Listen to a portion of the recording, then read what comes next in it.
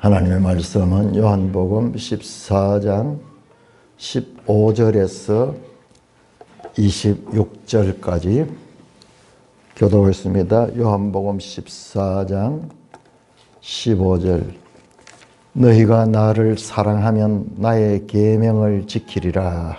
내가 아버지께 구하겠으니 그가 또 다른 권세자를 주시옵소서. 영원토록 너희와 함께 하리니. 그는 진리의 영이라. 세상은 능히 그를 받지 못하나니 이는 그를 보지도 못하고 알지도 못함이라. 그러나 너희는 그를 아나니 그는 너희와 함께 거하심이요 또 너희 속에 계시겠음이라. 내가 너희를 고아와 같이 버리지 아니하고 너희에게로 오리라. 조금 있으면 세상은 나를 다시 보지 못할 것이로되 너희는 나를 보리니 이는 내가 살아있고 너희도 살아있겠음이라. 그 날에는 내가 아버지 안에 너희가 내 안에 내가 너희 안에 있는 것을 너희가 알리라. 나의 계명을 지키는 자라야 나를 사랑하는 자니 나를 사랑하는 자는 내 아버지께 사랑을 받을 것이요 나도 그를 사랑하여 그에게 나를 나타내리라. 그것이 아닌 자다가 이르되 어찌하여 자기를 우리에게 나타내시고 세상에 아니하려 하시나이까. 예수께서 대답하여 이르시되 사람이 나를 사랑하면 내 말을 지키리니 내 아버지께서 그를 사랑하실 것이요 우리가 그에게 가서 그 절을 그와 함께 하리라.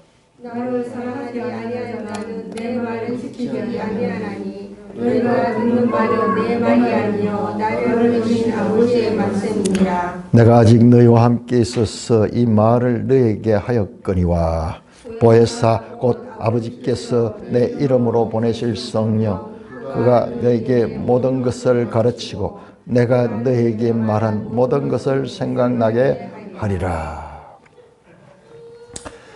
13장 31절부터 시작해서 17장까지 이어지는 다락방 강화. 어떤 분들은 15장을 14장 구별해서 이 포도원 강화라고 따로 이야기를 하는데 내용을 보면 똑같아요. 16장까지 똑같이 이어집니다. 이 우리가 지난 주간에 읽었던 본문이 얼마나 중요한 것인지는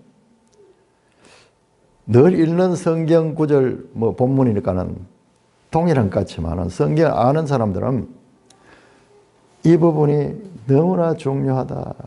마치 우리가 지난 역사를 살아오면서 1970년대, 80년대를 우리가 살아왔어요.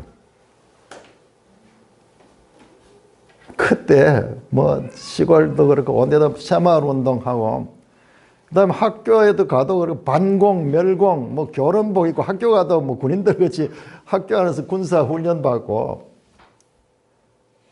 그러면서 일하면서 싸우자 그러면서 살았던 그 시대 참 가능한 시절이었죠. 교복 입고 다니던 그 시대. 그런데 50년이 지난 지금 돌이켜보니까는 그 시대가 한반도 5000년 역사 중에서 가장 놀라운 오늘날의 이런 발전을 가져올 수 있는 깃털을만 했다는 시대라는 것을 지금 돌아보면 알 수 있는 거예요. 그때 지도자가 위대한 지도자였고 근데 그 당시는 몰랐어요. 이승만 대통령은 독재자라고 비우고 이승만 대통령은 우리는 모르잖아요. 그분이 하면 대통령이 되었을 때가 하면 70대, 80대였어. 그럼 우리는 어려서부터 독재자로 배워갖고 자유당 가면 나쁜 거 박정희 대통령 무슨 독재했다 그러면서 그러는데 그런데 지금 돌아보니까는 그 80년대까지 이 시대가 이 우리나라의 역사 가운데서 가장 위대한 시대였어요. 그래서 그 열매가 지금 곳곳에서 열려서 참으로 풍요로운 그와 같은 시대를 살고 있는데 정작 그 시대에 살았던 사람들은 몰랐어요. 박 대통령이 마이카 시대가 온다 그런 이야기 할 때 믿었던 사람이 없었어. 주위 사람들 보면 그때 뭐 그냥 정권 유지하려고 그냥 우리한테 그런 뭐 그냥 장밋빛 청사진을 줘가지고 정권을 유지하려고 하는 그런 소리를 알았지 그거를 실제로 된다고 믿은 사람이 거의 없어. 그런데 오늘날 전 세계가 놀라는 우리나라 역사는 말할 것도 없고 세계 역사상 유례없는 이 땅에 모든 면에서 뭐 정치, 경제, 문화, 체육 뭐 할 것 없이 모든 면에서 이렇게 풍요와 번영스러운 시대를 구하고 있습니다. 그런데 몰라요. 그 당시에 전혀 몰랐어. 그때 살다 죽은 사람은 고생만 실컷 하다 죽었고 뭐 우리가 하는 일이 어떤 일인지도 모르고 그냥 살아서. 오늘 우리 기성세대는 마치 어려운 등산에서 산 위에서 내려다 보면은 딱 길이 보이잖아요. 그런 것처럼 역사를 돌아보면서 그런 평가를 할 수가 있습니다. 참 놀라운 시대를 살았어요, 우리는. 그런데 오늘 이 설교도 성경 전체에서 정말 중요한 내용, 위대한 내용이 담긴 내용이란 것은 이 성경을 다 알고 하나님의 구속 역사가 성경에 다 나타나는데 그것을 이해하는 사람은 이것이 얼마나 중요한가 그 가치를 알 수 있을 것입니다. 구약 성경 전체가 예수님을 가리키거든요. 참 예수님을 가리키죠. 선지자들 이사야로부터 해서 말라기까지 전부 가리킨 게 예수님을 가리킵니다.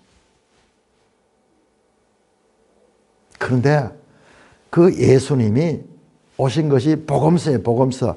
마태, 마가, 누가, 요한이 다 그 예수님이 등장하시면서 예수를 나죠. 그런데 요한복음 이 본문의 차이점은 그 오신 예수님이 앞으로 일어날 그 일들을 제자들에게 가르치는 내용이에요. 자, 예수님이 중요합니다. 예수님이 중요해요. 하나님의 구원 역사를 성취시키는 그 예수님 십자가에 죽으심고 우리를 죄를 대속하는 그 역할은 그 예수님이 그 십자가의 대속에 그와 같은 은혜를 베풀기 전에 제자들에게 이렇게 힘주어 가르친 내용이 우리가 읽었던 다락방 강화입니다. 오늘 우리가 읽었던 이 본문의 중요성은요, 분량을 통해서도 확인됩니다. 제가 확인해 보니까요, 예수님이 친히 말씀하신 내용이 제일 긴 게 마태복음의 산상수훈이 산상수훈 5장에서 7장까지거든요. 그런데 요한복음 13장 31절에서 17장까지 이어지는 다락방 강화와 예수님의 기도는 그것이 111절이야. 그런데 이걸 다 합쳐보면 125절이야. 어디에 그런 책이 있습니까? 이렇게 긴 내용을 예수님의 설교로 담겨져 있는 것이 다락방 강화입니다. 여러분, 이 본문은요, 한 절 한 절 읽으면 정말 어려워요. 제가 한 2주간 동안 이 요한복음의 대가들, 참 대단한 분들이에요. 뜨거운 책들을 다 읽으면서 비교하면서 그렇게 읽으면서 참 힘들게 이 정상을 오르듯이 이 요한복음을 오르면서 또 힘들게 해야지 나중에 기쁨도 크죠. 오늘 그 내용에 정리한 것 일부를 말씀을 드리겠습니다. 자, 이 말씀을 한 시간은 예수님이 십자가에 달리기 바로 전날이에요. 사실상은 같은 날일 수 있어요. 유대식으로 하면, 유대식의 하루는 해질 때부터 시작해서 다음날 해질 때까지니까요. 이게 지금 저녁에 말씀을 했잖아요. 다음날 오후 3시에 십자가에 달려 돌아가시거든요. 그러니까 그날이야, 그날. 근데 우리 시간으로 치면은 바로 전날, 마지막 식사 자리에서 하시는 말씀입니다.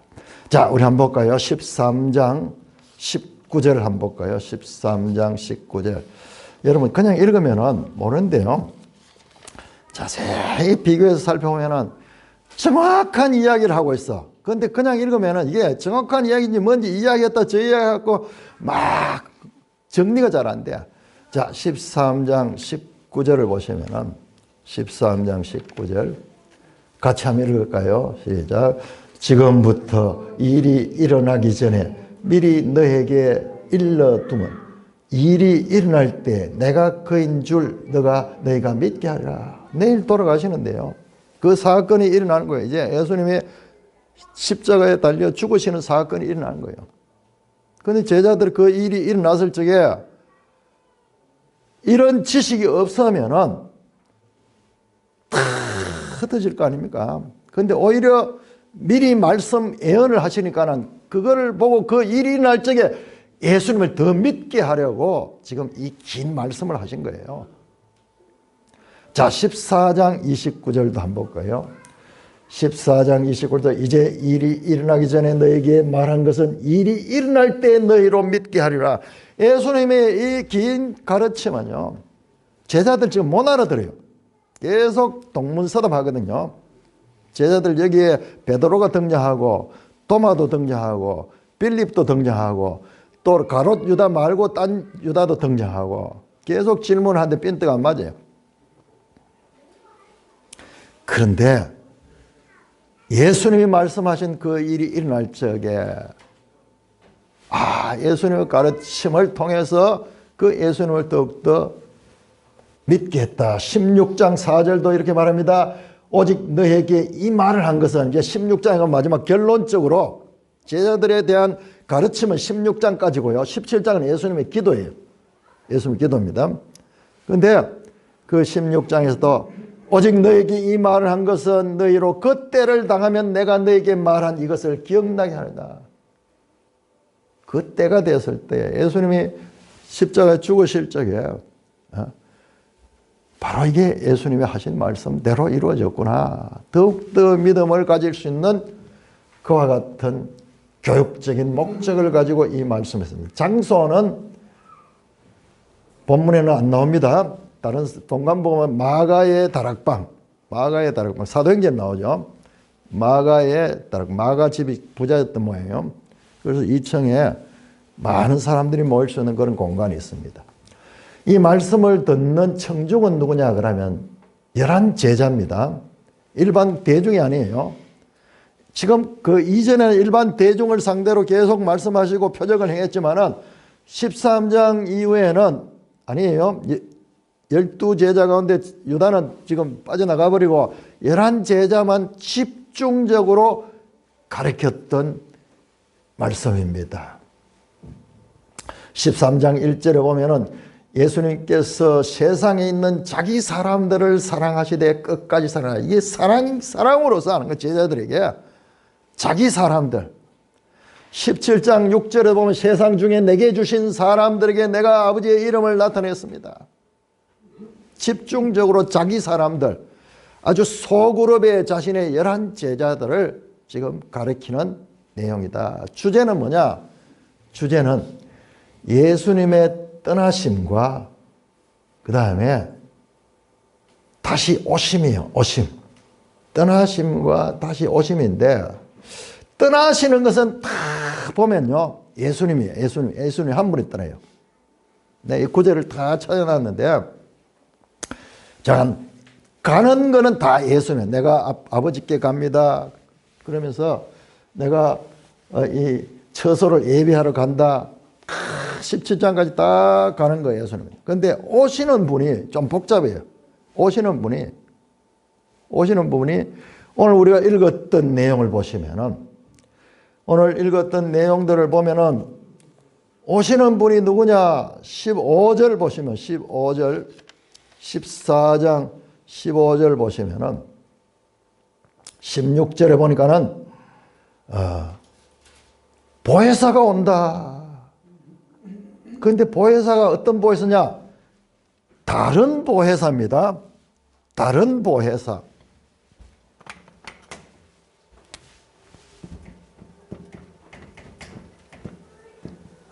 다른 보혜사는 말은 원래 보혜사가 있다는 거예요. 그 보혜사와 다른 보혜사입니다. 다른 보혜사가 온다 그래요. 그 보혜사는 진리의 영이다. 근데 18절에 보면은 18절은 오시는 분이 예수님이야. 예수님. 내가 너희를 고와 같이 버려두지 않고 너희에게로 온다. 예수님이 오시는 거예요. 그런데 또 23절에 보면은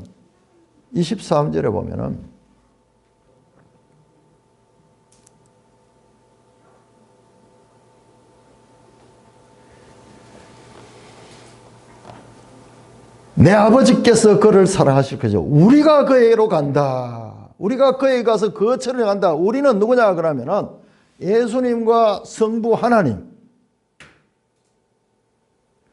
보혜사가 오고 예수님이 오고 또 예수님과 성부 하나님 삼위일체가 지금 여기 다 등장하는 거예요.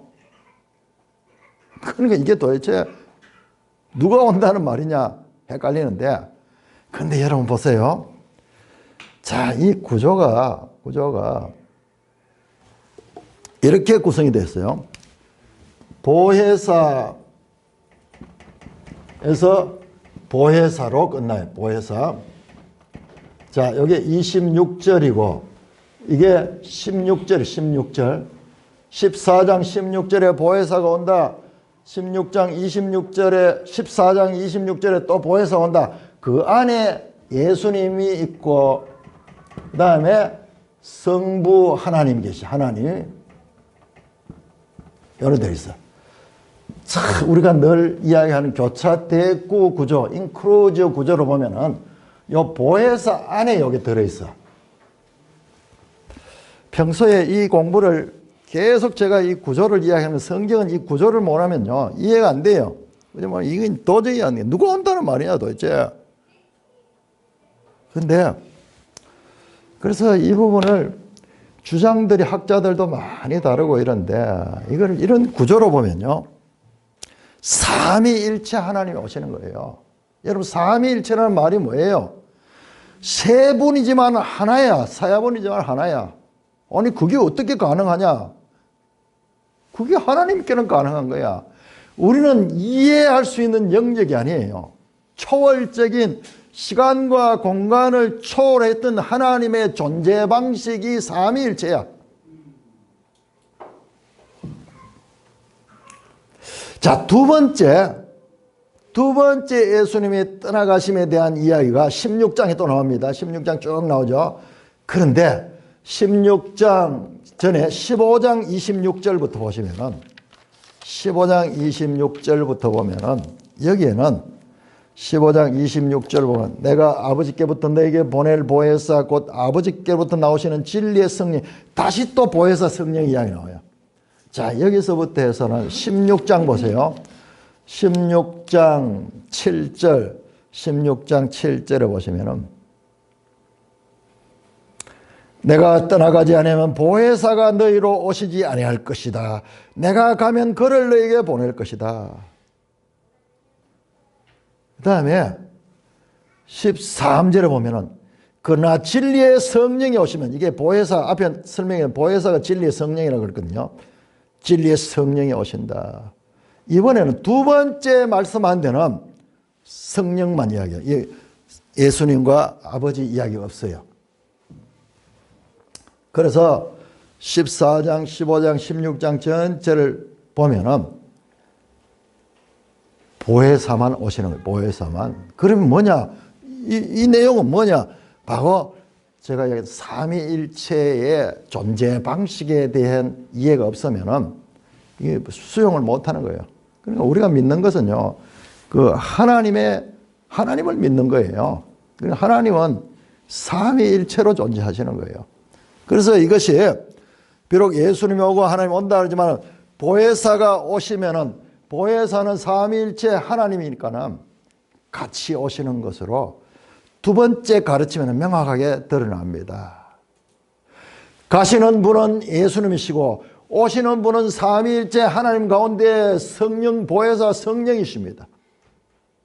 하지만 하나님의 존재 방식 자체가 삼위일체로 오시니까는 보혜사가 오시면 아들과 아버지도 같이 그 속에 오는 거예요. 이걸 이해 못하면은 내가 너희 안에 너희가 내 안에, 내가 아버지 안에 아버지가 내 안에, 이게 우리는 이해가 안 되는 거예요. 어떻게 그게 가능한가? 이게 하나님의 이 초월적인 존재 방식 안에서 가능한 것입니다. 성령은 삼위일체로 역사하십니다. 자, 그러면 보혜사가 도대체 무엇이냐? 너무 낯선 이야기죠. 보혜사, 우리가 평소 안 쓰는 말씀이죠. 첫째, 14장 17절, 15장 26절, 16장 13절에 보면은 보혜사는 진리의 영이다. 진리의 영. 14장 26절에 보면은 성령이다. 성령이다. 14장 26절에 보혜사 곧 아버지께서 내 이름으로 보내시는 성령, 우리가 늘 이야기하는 성령. 그리고 말씀드렸듯이 14장 16절에 보면 다른 보혜사예요. 다른 보혜사. 보혜사라는 말이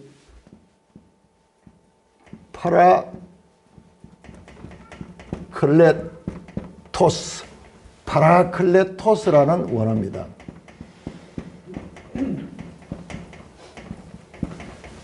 이게 뭐냐 그러면은 이게 변호자. 우리가 지금 오늘 법정에서 변호사가 어떤 그 피고인을 대리해 가지고 그와 같은 그 일을 하죠. 이 피고인을 대리해서 변호하는 역할이죠. 변호자. 그다음에 돕는 자. 그다음에 중보자 역할, 중보자. 대언자 역할을 합니다. 우리가 법률을 잘 모르니까는 법정에 가면은 뭐 대신 대리를 해가지고 그걸 하는 그런 뜻이 있어요. 그러니까 선생이라는 뜻, 선생이 부족한 사람들에게 선생이 가르쳐주고 이러잖아요. 자, 다른 보혜사가 있다면은 원보혜사가 있어. 원보혜사가 누구냐? 우리 한번 찾아봅니다. 요한 1서 2장 1절. 영어로 보니까는 카운셀러도 있고.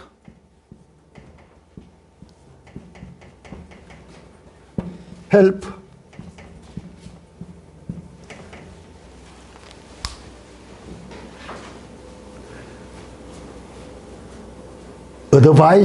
advise, 충고해주고, advocate, 변호해주는 그런 이 뜻이 이런 뜻이에요. 자, 요한일서 2장 1절 같이 읽습니다. 시작. 나의 자녀들아, 내가 이것을 너에게 쓰면 너희로 죄를 범하지 않게 하려니와 만일 누가 죄를 범하여도 아버지 앞에서 우리에게 대언자가 있으니 곧 의로우신 예수 그리스도다. 대언자가 파라클레토스예요. 바로 여기 이거예요. 이거. 여러분, 예수님이 보혜사입니다.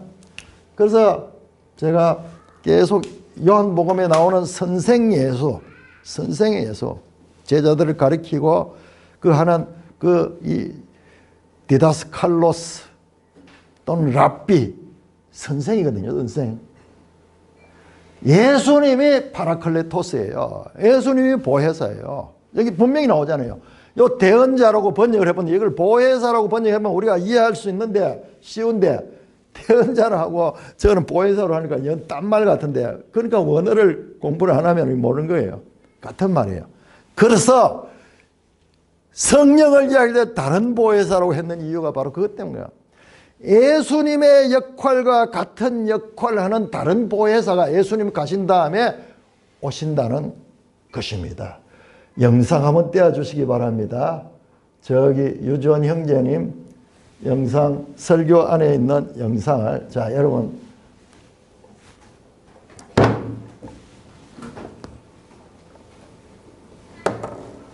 자 이거 보세요. 보면 같은 내용이 계속 나옵니다. 같은 내용이. 그런데 먼저 성부 하나님과 성자 예수님의 관계, 성부 하나님과 성자 예수님 관계, 예수님 마음대로 하는 게 아니에요. 절대로 예수님 마음대로, 이 말씀이 전부 다 그 이야기죠. 예수님 마음대로 하는 게 아니라 아무것도 나는 스스로 할 수 없다. 아버지께서 행하시는 그것을 아들도 그와 같이 한다. 아버지를 따라서 하지. 내가 독자적으로 아버지가 분리돼서 하지 않는다는 거예요. 또 여기 보세요. 내가 아무것도 스스로 할 수 없느니라 듣는 대로 심판한다. 나는 나의 뜻대로 하려 하지 않고 나를 보내신 아버지의 뜻대로 한다. 철저하게 아버지에 종속되어 있는 모습입니다. 또 보세요. 7장 28절에 나는 스스로 온 것이 아니라 나를 보내시는 참되시니 그를 너희가 알지 못한다. 나는 스스로 온 게 아버지께서 보내서 와서 8장 28절 내가 스스로 아무것도 하지 아니하고 오직 아버지께서 가르치는 대로 한다. 내가 하는 거는 전부 내 스스로 내가 창의적으로 내 마음대로 하는 것이 아니라 아버지께 배운 거 아버지께 들은 대로 그렇게 한다. 8장 41절 나는 스스로 온 것이 아니라 아버지께서 나를 보냈다. 내가 오는 것부터 말하는 것 모든 것은 아버지로부터 온 것이다. 14장 10절 내가 너에게 이르는 말은 스스로 하는 것이 아니라 아버지께서 내 안에 계셔서 그의 일을 한다. 아버지께서 이 예수님 안에 계셔가지고 그의 일을 하는 거야. 여러분 이게 예수님의 역할입니다. 예수님은 철저하게 성부 하나님의 지배를 받고 성부 하나님과 분리돼서 존재하지를 않아요. 이게 삼위일체 하나님 가운데 2위 아들과 아버지 2위의 관계입니다. 자 그런데 여러분 이걸 철저히 알아야 됩니다. 자 요한복음 16장 13절 한번 찾아보세요. 16장 13절 16장 13절 자 그러면은 이제 2위 하나님의 관계 성부와 성자의 관계는 불과 분리적 그런 관계죠. 그런 거 아니죠. 자 이번에 성령님은 어떠냐 성령이 어떠냐 성령은 어떻게 일하는가 자 16장 13절에서 15절까지 제가 한번 읽어볼게요. 그러나 진리의 성령이 오시면 그가 너희를 모든 진리 가운데로 인도하시니 그가 스스로 말하지 성령님도 똑같아요. 스스로 말하지 않고 오직 들은 것을 말하며 장래의 일을 너에게 알리신다. 근데 어떻게 14절 보니까 16장 14절 그가 내 영광을 나타내 예수님의 영광을 나타내고 내 것을 가지고 너에게 알리겠다. 15절 무릇 아버지께 있는 것은 다 내 것이라 그러므로 내가 말할 그가 내 것을 가지고 너에게 하겠다. 자 성자 예수님은 성부 하나님께 것을 가지고 알리죠. 자 이번에 새로 오시는 성령 하나님은 예수님의 것을 스스로 말하지 않고 예수님의 것을 그대로 따라하는 거예요. 예수님의 것을. 여러분 원래 선제하셨습니다. 이 삼위일체 하나님이 선제하셨지만은 때가 돼서 성자 예수님이 사람이 몸을 입고 이 땅에 오셨듯이 이제 예수님이 가시고 나면은 보혜사 성령님이 오시는 거예요. 그런데 하시는 역할은 성자 예수님 와서 아버지께서 말하는 대로 행했듯이 성령 하나님도 예수님께서 행하시는 대로 하는 거예요. 독립적으로 성령 마음대로 막 그렇게 막 하는 게 아니에요. 철저하게 이 세 분 관계, 삼일체 하나님 관계는 서로 불가분리적 연합 관계를 이루고 있다는 것을 우리가 알아야 돼요. 예수님이 지금 힘주어서 이걸 가르친 제자들한테 우리도 이걸 제대로 알아야 돼요. 성령에 대해서 제대로 모르기 때문에 오늘 교회 안의 모든 문제는 여기서 다 일어납니다. 철저하게 성령은 내 영광을 나타내고 내 것을 가지고 너에게 말할 것이다. 뒤에 보면요, 내가 가르친 것을 생각나게 하고 내가 가르친 것을 기억나게 할 것이다. 성령의 역할은 이 땅에 오신 보혜사 예수님, 좀 구별해서 예수는 원보혜사라고 해요. 원보혜사 예수님. 그 다음에 다른 보혜사 성령님. 마치 무엇 같냐, 달리기 선수가 개주할 적에 바톤 터치하듯이 육신의 몸을 입고 온 예수님이 이 땅에서 떠나시면서 그 예수님의 역할을 성령이 이어가는 거예요. 그래서 예수님이 그 이야기한 게 내가 가는 것이 유익하다. 내가 가지 않으면 보혜사가 오지 못한다. 내가 가는 것이 유익하다. 왜냐? 보혜사는요, 예수님의 역할을 할 뿐만 아니라 이 보혜사는 영으로 오시기 때문에 동시적으로 온 세상에 편만하게 존재할 수 있어요. 예수님은 육의 몸을 가졌기 때문에 그 예루살렘에 제자들을 마주보면서 여기 이렇게 있지만은 보혜사 성령이 오시면 동시적으로 온 세상에 다 동시적으로 역사할 수 있고, 그리고 이 보혜사는 영원토록 계셔. 영원토록. 예수님이 다시 재림하실 때까지 이 땅에 계세요. 예수님은 일시적으로 계시다가 지금 떠나지만은 이 보혜사는 떠나지 않아요. 그가 영원토록 너희와 함께 할 것이다. 자, 여러분, 아주 좀 이 중요한 내용입니다. 보혜사 예수님, 그리고 다른 보혜사 예수님. 그러니까 보혜사 예수님이 하시던 일을 다른 보혜사 성령님은 그것을 이어가면서, 그러나 존재 방식이 예수님처럼 다르기 때문에 온 세상에 동시적으로, 그러니까 이와 같은 보혜사 성령이 오시던 사인이 사도행전 2장에 오순절날 성령이 임하잖아요. 동시적으로 사람들이 임하잖아요. 보혜사 예수님. 자, 보혜사 예수님은 좀 이상하죠. 보혜사 예수님입니다. 그리고 다른 보혜사 성령님. 서로 유사성은요, 예수님께서 세상에 아버지의 보내심을 받아가지고 오신 것과 마찬가지로 보혜사 성령님도 하늘로부터 오십니다. 하늘로부터 오십니다. 그런데 자세히 보시면은 15장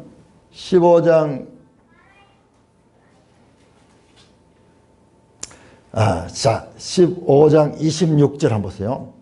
자, 보혜사 성령님이 어떻게 오시는가?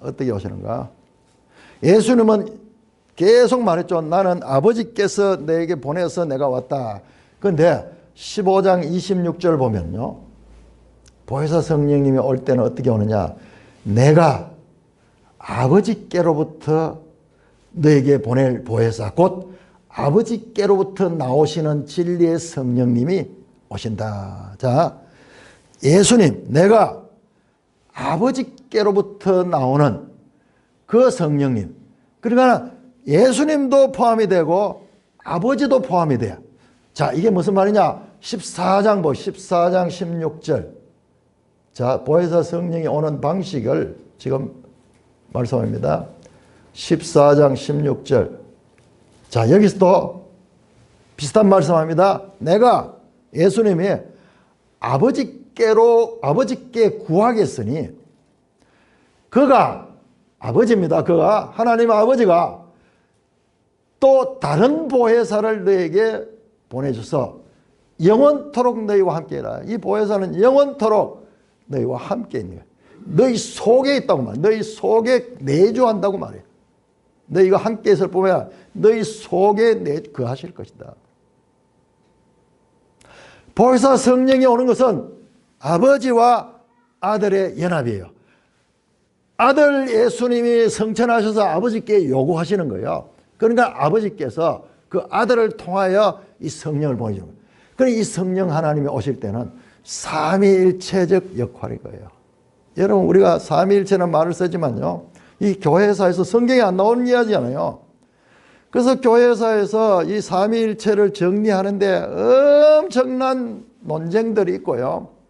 여기에서 벗어나면은 이단이 되고, 그러니까 여호와의 증인 같은 것은 삼위일체를 인정 안 하거든요. 그런데 특별히 이 요한복음을 통해서 그 삼위일체에 대한 정립을 하는데요.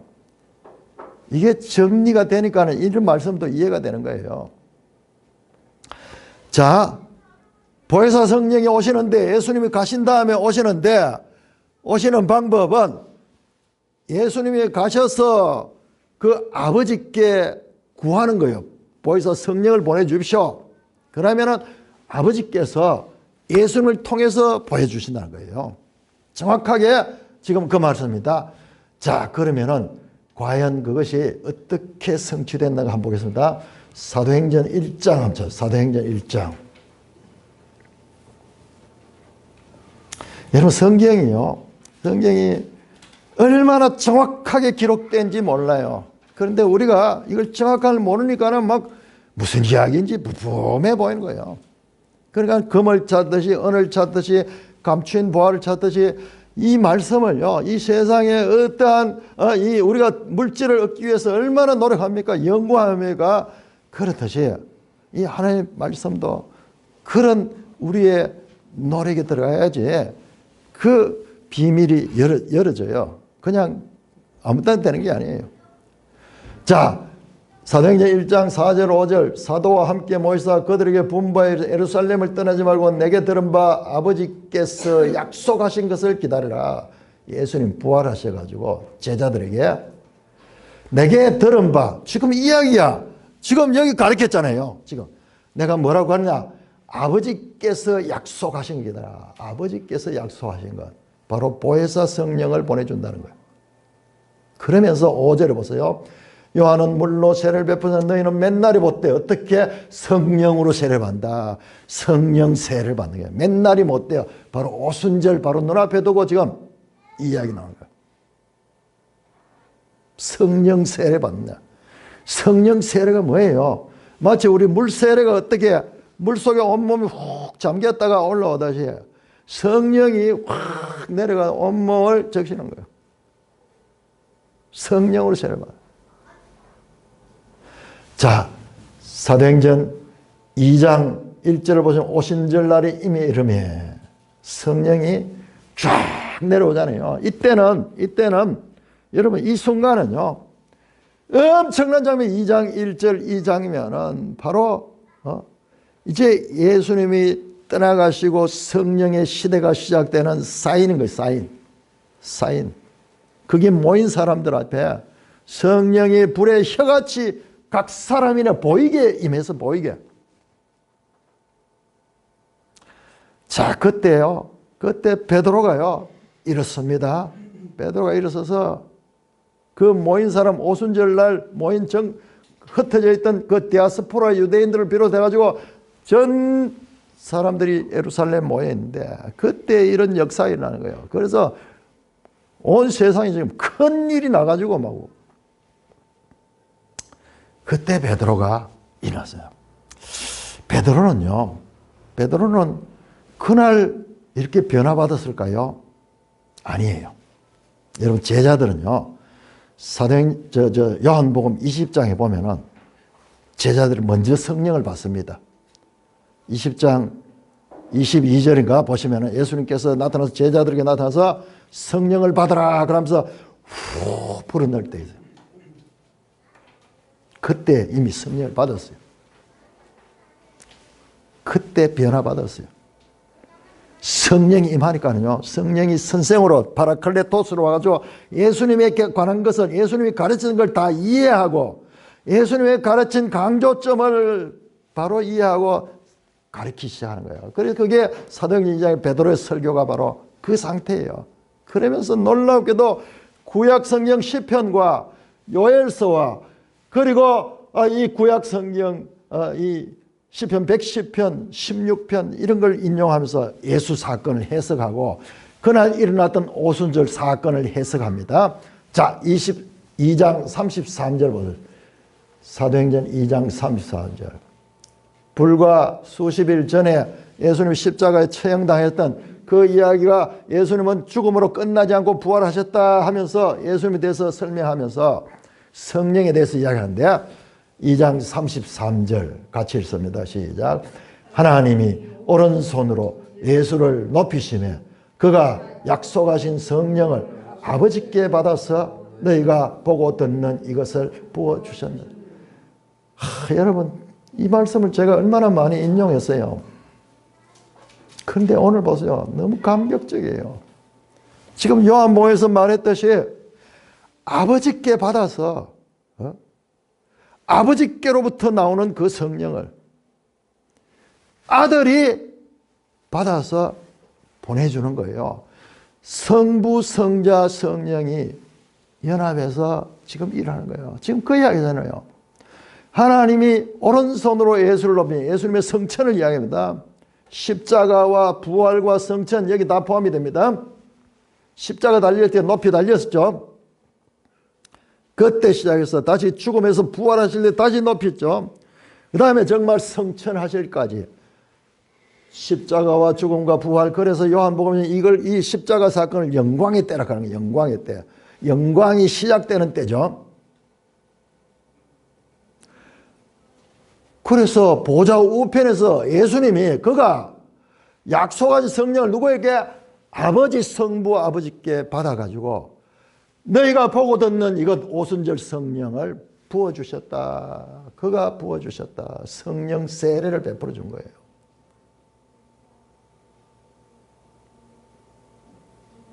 여러분 이 떨어져 있는 말씀이면 얼마나 연결시키면 정확하게 이어집니까? 여러분 왜 누가복음 다음에 사도행전이 나와야 되거든요. 그런데 그 중간에 요한복음이 탁 들어있어. 그 요한복음이 그 중간에 들어있는 이유를 생각할수록요 너무 놀라운 거예요. 여러분 성경 기록만 하나님의 영감이 아니라 이 배치 자체가 여러분 누가복음도 누가가 썼고 사도행전도 누가가 기록했잖아요. 그 두 가지 딱 해보면은 딱 맞아떨어져요. 딱 맞아떨어져요. 1부, 2부. 그런데 그 중간에 요한복음이 돌아가지고 차이가 뭐냐? 바로 누가가 강조했던 아버지께 약속한 것을 기다리라 하는, 그래서 사도행전 1장에도 지금 그 이야기 나오는 그 이야기. 그런데 그 약속하신 것이 무엇이냐? 그 성령에 대한 가르침이 바로 요한복음에 나오는 거예요. 요한복음.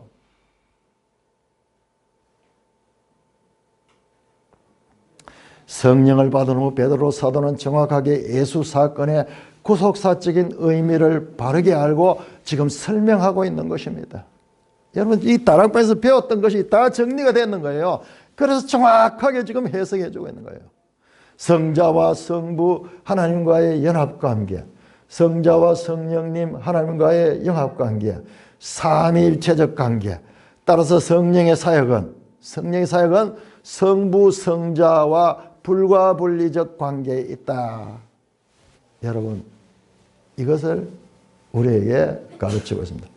사랑하는 형제 자매 여러분, 오늘 이 다락방 강화의 보혜사에 관한 말씀은 지난 시대 1세기 제자들뿐만 아니라 오늘 우리에게도 그대로 적용되는 성령님의 내주하심에 관한 말씀입니다. 성령의 내주, 성령이 너희 속에 거하겠으며 그 처를 너희 속에 행할 그 처를 잡을 것이다. 여러분 같은 요한이 쓴 요한계시록 보세요. 3장 20절에 내가 문 밖에서 두드리노니 누구든지 내 말을 듣고 그 문을 열면은 내가 그에게 들어가고 그는 나로 더불어 먹고 마시라. 나와 성도들과 예수님과의 이런 연합관계, 이게 가능한 게 바로 성령의 내주. 그게 예수님이 아니라 성령님이, 성령 삼위일체 하나님이. 그래서 그리스도 안에서 이 말은요 성령 안에서 성령 안에서 말 같은 말이에요. 하나님 안에서 같은 말이에요. 삼위일체적 하나. 그러니까요. 그럼 어떻게 우리가 성령이 임하는 것을 알 수 있느냐? 몰라요. 성령이 임할 때 오순절 임하듯이 불같이 막 그렇게 임하면은 다 알 수 있는데 그 이후로 그런 역사가 없습니다. 지금도 그때 같이 그렇게 성령이 임한다고 주장하면서 막 열광하면서 막 열심히 찬양하고 그 다음에 음악 반주 막 넣고 북치고 장구치고 막 이러면서 열광하면서 그 이야기한다. 그거 거짓이에요. 성령이 임하는 건요. 바람이 어디서 와서 어디로 가는지 알지 못하듯 성령으로 난 사람은 거라다. 요한복음에서 예수님께서 말씀하셨어요. 명확하게 모르니까는 성령이 중요하다는 걸 알고 성령이 필요하다는 걸 아는데 내가 성령이 있는지 없는지 모르니까는 그러니까는 막 그 억지하면서 열광하면서 기도원에 다니면서 막 부러지죠. 막 몸을 흔들고 그렇게 하는 거예요. 많이 해봤잖아요. 저도 많이 해봤어요. 성경을 모르니까는 자가 성령을 받아야 되는데 어떻게 하면 받냐? 내 쪽에서 열심히 노력해가지고 그렇게 하면은 막 하다 보면 막 그 기분이 막 이상해져요. 정신을 좀 잃으면서 뭐 와요. 방언도 올 수도 있고 그거 아니에요.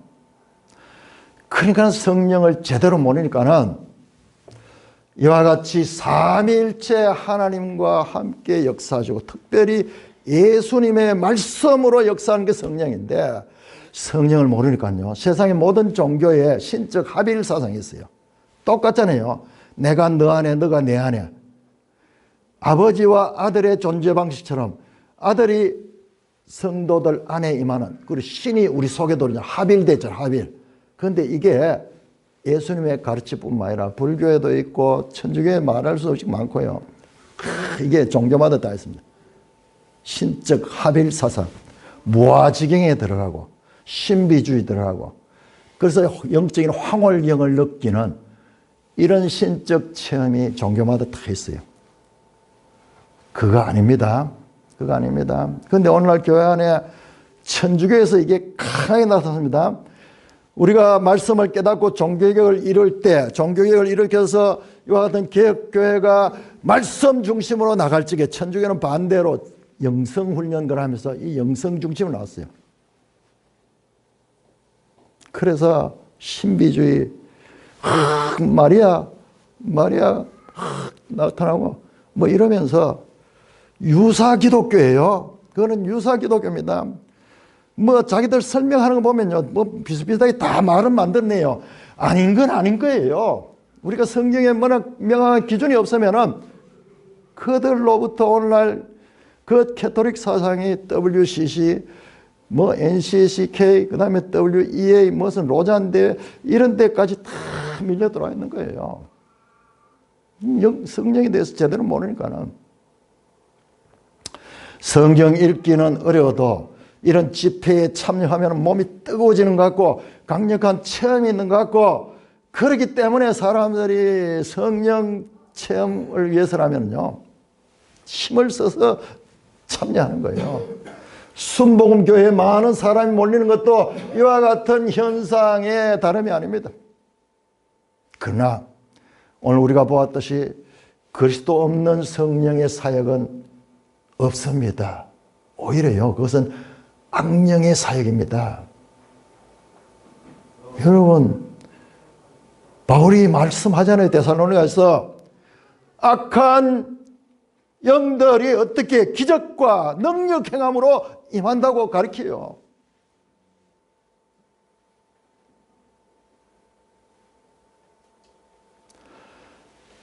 성령에 대한 바른 이해가 없으니까는 이와 같은 무아지경, 황홀경을 추구하는 특별히 천주교 안에서 그걸 막 만들어냈어요. 그런데 우리 개신교회가 그게 멋있어 보이거든요. 그럼 그걸 하니까는 교회가 성장이 돼. 사람들이 막 뭔가 뭐 있는 것 같이 생각하고 몰려오는 거야. 그래서 그런 것들 수용해가지고 그게 자리를 제대로 잡아 있어요. 범실론적인 그와 같은 운동으로 흐르며 기독교와 상관없는 주관주의적 신비주의, 영성주의로 흐른다는 것을 알아야 됩니다. 그게 그렇게 가면 뭐냐? 종교 통합이 가능해요. 그 신은 예수님이 아니라 이와 같은 체험적인 영적 체험인데 그 배경에는요, 거짓의 아비인 사탄이에요. 유사 기독교를 만들어내는, 그래서 사탄은 계속 그렇게 일하는 거예요. 참 진리이신 예수님을 제거해버리면은 그 종교는 전부 자기 것이 되니까요. 성령님은 우리에게 내주하셔서 믿음을 주시고 삼위일체 하나님을 예배하게 하죠. 우리가 찬송 부를 때 예배 시작할 때요, 보세요. 찬송이 전부 삼위일체예요. 1절 성부, 2절 성자, 3절 보혜사 성령. 이게 그냥 있는 게 아니에요. 우리가 사도신경을 고백하고 이와 같은 것은 우리의 신앙이 사도들의 그 기초와 연결되는 신앙인 것을 우리가 계속 확인해요. 이 줄을 놓아버리면 고삐 풀린 망아지처럼 우리의 신앙이 온 세상으로 흘러가는 거예요. 그렇기 때문에 종교 통합이 가능한 거예요. 하나님의 말씀을 알고 찾게 하시고 믿음의 바른 길을 가게 하시는 영이 바로 진리의 성령님이시죠. 진리의 성령. 예수님이 친히 가르치신 성령님을 알고 믿음의 성장을 이루시는 산돌교회 한 분 한 분 되시기를 주님의 이름으로 축원합니다. 오 하나님, 은혜를 감사합니다. 사랑하는 주의 백성들 가운데 내주하신 성령, 그 내주의 결과로 믿음을 가졌고 우리가 하나님을 예배하고 하나님을